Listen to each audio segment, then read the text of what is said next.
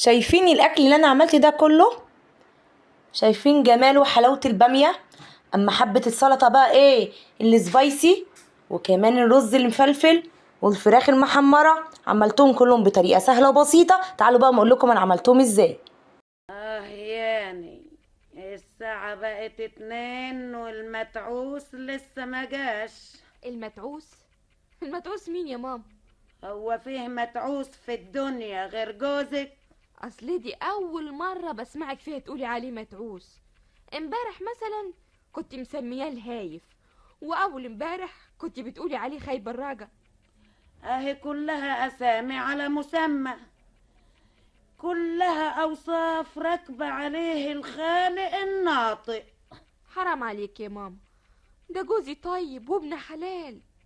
ايه طيب وابن حلال؟ اه يا هبلة يا عبيطة، هتفضلي طول عمرك خايبة.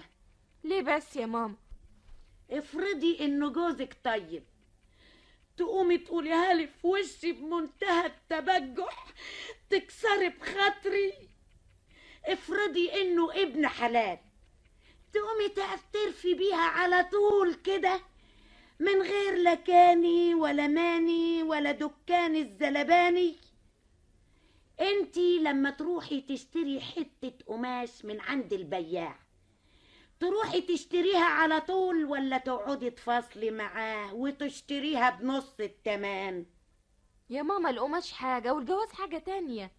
لا يا مغمضة، فتاحي. الراجل عبارة عن حتة قماش حريمي. الشطرة اللي تعرف تشتريها أنقص شوية، والأشطر اللي تعرف تفصلها على قدها. يا ماما ايه الكلام ده بس؟